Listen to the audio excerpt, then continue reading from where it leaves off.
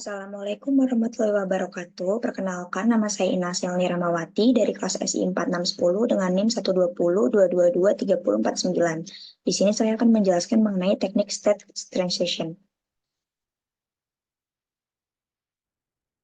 Apa itu state transition? State transition merupakan salah satu teknik dari black box testing. Teknik ini dilakukan dengan membuat test case yang menguji inputan yang sudah dibagi pada beberapa kelompok sesuai dengan fungsinya.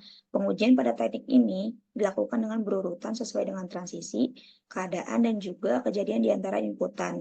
Dengan menggunakan teknik pengujian, maka akan terlihat kondisi pada tiap perpindahan alur apakah sudah sesuai dengan yang dibutuhkan atau belum.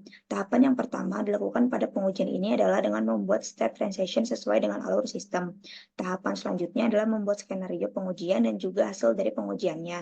Tahap terakhir adalah menarik kesimpulan dari proses pengujian yang telah dilakukan. Lalu selanjutnya ada contoh pengujian. Pengujiannya itu adalah black box dengan teknik state transition pada sistem informasi perpustakaan berbasis web. Hasil pengujian menjelaskan tentang hasil pengujian yang dilakukan menggunakan tabel pengujian pada tabel di samping. Kolom transition menjelaskan nomor transisi pada tabel pengujian. Kolom skenario berisi skenario yang dirancang dari tabel pengujian. Kolom output berisi hasil dari pengujian transisi skenario. Transisi T1. Dari login, lalu aksinya klik login. Lalu tujuannya masuk ke menu utama. Lalu transisi T2, dari dashboard, aksinya klik dashboard, lalu tujuannya masuk menu dashboard. Lalu ada transisi T3, dari data buku, lalu aksinya klik data buku, dan tujuannya masuk menu data buku. Transisi T4, dari data pengguna, lalu aksinya klik data pengguna, dan tujuannya masuk ke menu data pengguna. Lalu ada transisi T5 dari data anggota dan aksinya klik data anggota dan tujuannya masuk menu data anggota. Lalu ada transisi T6 dari transaksi, lalu aksinya klik transaksi dan tujuannya masuk menu data transaksi. Lalu ada transisi T7 dari laporan dan aksinya klik menu lapor dan tujuannya masuk menu data laporan. Lalu ada transisi T8 dari logout dan aksinya klik logout. Lalu ada tujuan keluar dari akun. Dari hasil tabel pengujian ada transaction T1 dan skenario melakukan login pada akun user. Lalu ada output user berhasil melakukan login dan kesimpulannya berhasil. Lalu ada transaction T2, skenario user memasuki dashboard dan outputnya user berhasil masuk ke menu dashboard. Kesimpulannya berhasil. Lalu ada transaction T3, skenario-nya user memasuki menu data buku dan outputnya user berhasil memasuki menu data buku.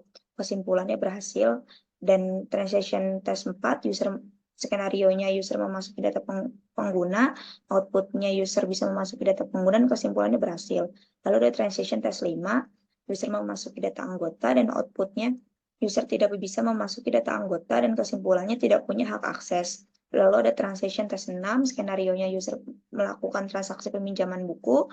Lalu ada output, user berhasil melakukan transaksi peminjaman buku dan kesimpulannya berhasil. Lalu ada transaction T7, skenario-nya user memasuki menu laporan, outputnya user tidak berhasil memasuki menu laporan dan kesimpulannya tidak punya hak akses. Lalu transaction T8, skenario user logout dari menu dan outputnya user berhasil logout dari menu dan kesimpulannya berhasil.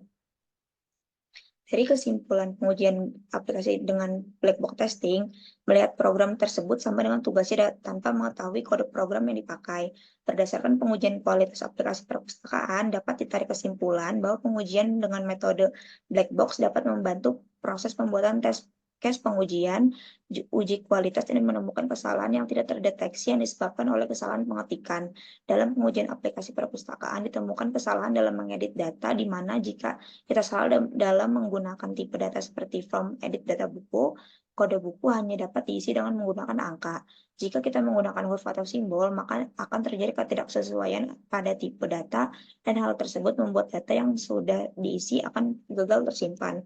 Tapi jika memasukkan sesuai dengan tipe data atau angka, maka data tersebut akan berhasil tersimpan. Sekian dari saya, kurang lebihnya mohon maaf. Terima kasih.